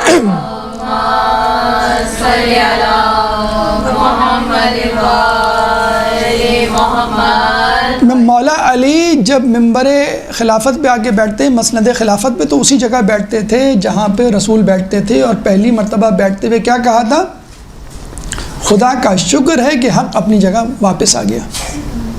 یہ نہیں کہ نیچے کثر نفسی, بھئی میں رسول کی قدموں کی خاک ہوں گے خاک, لیکن اس وقت وہ رسول کی جگہ ہے تو he should sit on the same place. تو بھائی سلونی قبل ان تفقدونی کیوں کہتے تھے؟ یہ نعوذ باللہ لگ رہا ہے یہ تو تکبر ہے. تکبر کیا پتہ تھا ان کو جبھی تو کہتے تھے پوچھ لو اس سے پہلے کہ تم مجھے کھو دو. اب آپ کہیں کہ پوچھ لو. آپ یہ بھی نہیں کہہ رہے کہ آپ سلونی قبل ان تفقدونی کہتے ہیں، لیکن یہ بھی نہ کہیں کہ پوچھ لو اس سے پہلے کہ بھول جاؤں. یہ بھی غلط ہے کہنا، وہ بھی غلط ہے کہنا، یہ بھی کہنا غلط ہے. بھائی پوچھ لیں، جتنا مجھے معلوم ہوگا میں آپ کو بتا دوں گی. تو آپ ممبر پہ بیٹھیں تو اتنا زیادہ کثر نفسی، اور پہلے ہی سے آپ کہتے ہیں کہ میں اس قابل نہیں، اور دیکھیں میں نے تو جو معلوم تھا وہ بتا دیا، یہ میری ناچیز کی رائے ہے، حقیر کی. جتنا آپ نے پڑھا ہے اتنا بیان کر دیں. کیوں؟ آپ آیات بیان کر رہے ہیں، آپ روایات بیان کر رہے ہیں، علماء مجتہدین کی حکایتیں بیان کر رہے ہیں، آپ اپنی بات تو نہیں کر رہے ہیں. پہلی بات تو یہ. تو آپ کو کیا سمجھنا ہے کہ میں کچھ دے رہی ہوں، کچھ لے نہیں رہی ہوں. دیکھیے قرضہ لینے والا شرمندہ ہوتا ہے، پیسے لینے والا شرمندہ ہوتا ہے، سیلری تنخواہ لینے والا ذرا آنکھیں نیچی رکھتا ہے، دینے والا سینہ تان کی بات کرتا ہے. تو آپ دینے والی ہیں، تکبر غرور کی بات نہیں ہے. You should have upper hand. Number 3 کہ مجمع پہ اعتماد ہو. آپ یہ کیوں سمجھ کے ممبر پہ بیٹھتے ہیں یہ سب جو ہیں جج ہیں، کاپی پینسل لے کے بیٹھے ہوئے کہ مجھے مارکس دیں گے، مجھے پاس یا فیل کریں گے، اسٹار دیں گے، یا میرے خلاف نعرے لگائیں گے اگر پسند نہیں آئی بات، یا جو ہے مجھے کھڑے نکال دیں گے، بھائی اڑ جاؤ تمہیں نہیں آتی. یہ ٹینشن لے کے کیوں بیٹھتے ہیں آپ یہ سمجھ کے بیٹھیں کہ یہ سب اپنے قیمتی وقت میں سے وقت نکال کے آئے ہیں اور مجھے اس قابل سمجھا ہے کہ آئیں. اب آپ پہلے سے یہ کہتے ہیں میں اس قابل نہیں کہ یہاں بیٹھوں اور آپ کا وقت ضائع کروں، اور بہت معذرت میں نے آپ کا 1 گھنٹہ لیا. بھائی کیا مطلب؟ ان کو شکر کرنا چاہیے آپ کا کہ آپ آئے اور آپ نے اپنا 1 گھنٹہ دیا آپ کو. تو لوگوں کو اپنا خیر خواہ سمجھیں، لوگوں کو اپنا معاون سمجھیں، تاکہ آپ ان کو بات پہلے سے آپ ذہن میں رکھ لیں گے بھائی میں نہیں کر سکتا تو آپ نہیں کر پائیں گے. تو خدا پہ اعتماد، اپنے اوپر اعتماد، اور جسے کہتے ہیں مجمع پہ اعتماد. اچھا اعتماد کا طریقہ یہ بھی ہے، اگر آپ میں لرزش ہو، راشا تاری ہو، کپاہٹ ہو، گھبراہٹ ہو، تو جب آپ خطبہ پڑھتے ہیں تو وہ آدھی جسے کہتے ہیں پریشانی، ٹینشن، خوف ختم ہو جاتا ہے، کیونکہ کلام الہی میں اتنی طاقت ہوتی ہے. تو کوشش کریں خطبہ اچھا ہو، تلفظ مخارج کے ساتھ ہو، اور آپ کو اس کا ترجمہ آتا ہو. ترجمہ آئے گا تو ایک وزن پیدا ہوگا. نمبر 1 بات. نمبر 2، شروع ہی میں آپ ایسی بات کر دیں کہ ایک فرینڈلی انوائرمنٹ کریٹ ہو جائے. You and the gathering should be on the same page. لگے کہ میں آپ کا خیر خواہ ہوں، آپ میری خیر خواہ ہیں، میں آپ کے لیے بہت اچھی چیز لایا ہوں اور آپ تیار ہیں اس چیز کو، اس ہدیے کو، اس تحفے کو لینے کے لیے. تو شروع ہی میں آپ ایسی بات کر دیں کہ جس سے وہ خوش ہو جائیں. بیٹھے بیٹھے ان کو تمغے پہنا دیں، بیٹھے بیٹھے آپ ان کو جو ہے وہ القابات سے نواز دیں. اللہ کا شکر ہے کہ اللہ نے ہمیں اشرف المخلوقات بنایا. آپ کہیں گے ہاں یار یہ بات تو ہے، میں نے کبھی سوچا بھی نہیں کہ اللہ نے مجھے جانور پیدا کر دیا ہوتا، کبھی مجھے چھپکلی بنا دیا ہوتا، چمگادڑ بنا دیا ہوتا، لیکن اللہ نے مجھے شکر. اس کے بعد شکر اس بات کا کہ اللہ نے ہمیں مسلمان پیدا کیا. اب آپ خوش، مجھے مجوسی نہیں بنایا، ہندو نہیں بنایا، میں مندر پہ بیٹھا ہوا یہاں پہ جو ہے وہ عبادت کر رہا ہوتا. پھر اللہ کا شکر ولایت علی سے کتنے لوگ ہیں، 2/3 مسلمان جو ولایت علی سے. پھر اللہ کا شکر فرش عزا پہ بٹھایا، اور پھر یہ شکر کہ اللہ نے مجھے انبیاء والا کام سوچا. کہ یہ 4-5 جملے بول کر آپ اس بات کے لیے قائل ہو گئے کہ بھئی یہ جو صاحب آئے ہیں یہ ہمیں کچھ دینے کے لیے آئے ہیں، ہمیں کچھ سمجھتے ہیں اور ہمارے خیر خواہ ہیں. پھر آپ آگے کی بات کریں. جب آدمی کنونس ہو جائے نا کہ یہ میرا خیر خواہ ہے تو آپ کو کچھ بھی دے. اب ایک ڈاکٹر ہے، وہ آپ کو پرسکرپشن لکھ کے دیتا ہے، دوا کڑوی ہوتی ہے، آپ شک کر سکتے ہیں کہ ڈاکٹر نے کیا لکھ دیا، کوئی گڑبڑ بات تو نہیں لکھ دی. لیکن چونکہ اس ڈاکٹر پہ اعتماد ہوتا ہے جبھی تو آپ وہ دوا پیتے ہیں. تو پہلی چیز اعتماد اللہ پر، اپنے آپ پر، لوگوں پر، خطبہ، اور ایسی بات جس سے لگے کہ آپ ان کے خیر خواہ ہیں. مثلاً شکر، ایک شکر ادا کر دیں شروع ہی میں تو سارے مسائل، آپ کے آدھے مسائل کم از کم حل ہو جاتے ہیں. نمبر 2، اعتماد کے بعد آمادگی. آمادگی سب سے پہلے تو آمادگی اس حوالے سے آپ دیکھ لیں کہ لوگ جو ہیں اپنی مصروفیات کو چھوڑ کر آئے ہیں. لوگ جو ہیں وہ اپوائنٹمنٹ اپنے چھوڑ کر آئے ہیں. مثلا کوئی اپنے بچوں کو کسی کے حوالے کر کے آیا ہے، کوئی جو ہے وہ ہوم ورک اپنا چھوڑ کر آیا ہے. تو لوگوں کو ان کے کاموں سے متوجہ کرنا اس طرف، کس طرف؟ جس پہ آپ گفتگو کرنا چاہ رہے ہیں، جس کو ہم کہتے ہیں مقدمہ اولا یا مقدمہ عمومی۔ آپ عزاداری کی بات چھیڑ سکتے ہیں اور یہ بتا سکتے ہیں بھئی آج کل عزاداری کا ماحول ہے، ہر شخص اپنی سکت اور حصے کے مطابق، جسے کے مطابق حصہ ڈال رہا ہے۔ اور دوسری بات مقدمہ خصوصی، یعنی جس سے متعلق مثلا 40 کا مرحلہ ہے، 40 کا موقع طور پر 40 کے فضائل بیان کر دیں۔ اس کے بعد دوران مجلس اگر لوگوں کی توجہ ہٹ جائے تو اس توجہ کو واپس مجلس کی طرف کیسے لانا ہے۔ مثلا دوران مجلس گرمی بہت ہے، شروع میں ماحول ٹھنڈا ہوتا ہے، اے سی چل رہا ہوتا ہے، پنکھا چل رہا ہوتا ہے، کھڑکی دروازے کھلے ہوتے ہیں، جیسے لوگ زیادہ آتے ہیں حبس کی سی کیفیت پیدا ہو جاتی ہے۔ تو آپ کہہ سکتے ہیں کہ بھئی دیکھیں گرمی بہت ہے، مجھے اندازہ ہے، لیکن یاد کیجئے کہ کربلا میں کس گرمی کی تپش میں یہاں تو آپ اپنے لوگوں کے ساتھ ہیں، اس کے بعد آپ کو پانی بھی ملے گا، نیاز بھی ملے گی، لیکن کربلا والوں کو خود اپنے خون سے سیراب ہونا پڑا۔ اب گرمی بھی ہے، مجلس بجلی چلی جاتی ہے، نور علی نور جسے کہتے ہیں۔ تو آپ کیا کہہ سکتے ہیں کہ حدیث میں آیا ہے کہ جس نیکی کے لیے تمہیں جتنی زحمت اٹھانی پڑے اتنا ہی صلہ زیادہ ہوتا ہے۔ تو جتنی مصیبت زحمت سے آپ کو نیکی انجام دیں گے تو آپ کو اتنا ہی زیادہ صلہ ملے گا۔ پھر لائٹ آ جاتی ہے، لوگوں کے چہرے کھل جاتے ہیں، تو آپ کیا کہیں کہ زہد یہ ہے کہ کسی چیز کے جانے کا غم نہ ہو، نہ کسی چیز کے ملنے کی کوئی خوشی ہو، یہ ہے کمال زہد۔ تو اگر آپ کو تکلیف ہو تو بھی کوئی فکر کی بات نہیں، کوئی خوشی ہو تو بھی فکر کی کوئی بات نہیں۔ کیوں کہ آپ کو اپنی توجہ رضائے الہی کی طرف۔ لوگ بیٹھ نہیں پا رہے، ٹائم پورا ہو گیا ہے، جانے کا وقت آ گیا ہے، مولانی صاحب جو ہیں وہ رکنے کا نام نہیں لے رہی، بس لگ رہا ہے کہ ان کو تو پوری کتاب آج سنانی ہے۔ تو آپ دیکھیے اے سی میں بیٹھے ہوئے ہیں، دیوار سے ٹیک لگا کے بیٹھے ہوئے ہیں، اور دربار شام میں اہل بیت کا مجمع 3 دن کھڑا رہا۔ تو اندازہ آپ لگا لیجئے کس آسانی کے ساتھ ہم مجلس سن رہے ہیں اور کس تکلیف کے ساتھ اہل بیت نے جو ہے وہ اس کام کو انجام دیا۔ اچھا، ہمیں بتایا گیا تھا کہ 5:30 تک ٹائم ہے، لیکن آپ کی بے چینی اضطراب یہ بتلا رہا ہے کہ شاید 5 تک ٹائم ہے، تو مجھے بتلا دیں 5 تک ٹائم ہے تو ٹھیک ہے، پھر کچھ تو نہیں بلکہ آدھا مواد رہ گیا۔ اگر مجھے موقع ملا تو میں ان انتظامیہ سے کہہ دوں گا کہ اس موضوع کو آگے بڑھانے کے لیے ہمیں مزید ایک درس اور دے دیا جائے۔ اللہ تعالیٰ سے دعا ہے کہ جو کچھ پڑھا سنا اس پہ عمل کرنے کی توفیق عطا فرما، جو پریشان حال ہے ان کی پریشانی کو دور فرما، جو بے روزگار ہیں ان کو رزق حلال عطا فرما، جو مقروض ہیں ان کے قرضوں کو عطا فرما، جو زندان میں ان کو رہائی عطا فرما، مسلمان دنیا میں جہاں جہاں ظلم و ستم کا نشانہ بنی ان سے ظلم و ستم کو دور فرما، امام کے ظہور میں تعجیل فرما، ہمیں ان کے انصار و اعوان میں شامل فرما۔ ربنا تقبل منا انک انت السمیع العلیم وتب علینا انک انت التواب الرحیم برحمتک یا ارحم الراحمین۔